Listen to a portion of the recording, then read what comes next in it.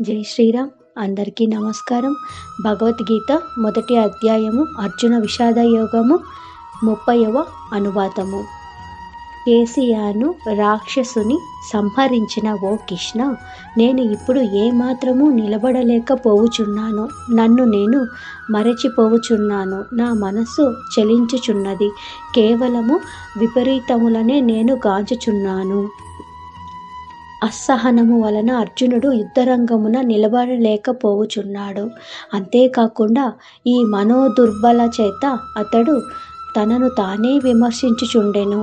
భౌతిక విషయముల పట్ల అధిక శక్తి మానవునికి అట్టి భ్రాంతిపూరితమైన జీవన స్థితియందు ఉంచెను. భయం ద్వితీయ వినివేశత అనగా భౌతిక బంధ పరిస్థితుల చేత అధికముగా ప్రభావితులై వారి యందు అట్టి భయమును మరియు మానసిక అస్థిరత కలుగుచుండును.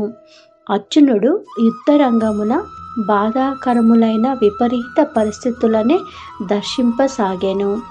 శత్రువులపై విజయము సాధించినాను అతడు ఆనందము అనుభవించజలడు.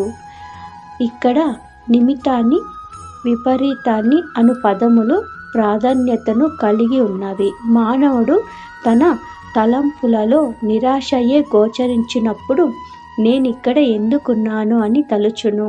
సాధారణముగా ప్రతి ఒక్కరూ తన యందు తన హితమునందు ఆసక్తిని కలిగి ఉండును. పరమాత్మ యందు ఎవరునూ ఆసక్తి కలిగి ఉండరు.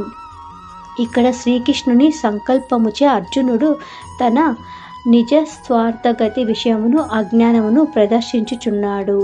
ప్రతి ఒక్కరి స్వార్థగతి విష్ణువు లేదా శ్రీకృష్ణ యందే కలదు. బద్ధజీవుడు ఈ విషయమును విమర్శించుట చేతని భౌతిక క్లేశములు అనుభవించుచున్నాడు.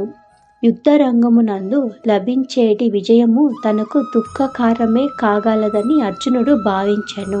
జై శ్రీరామ్.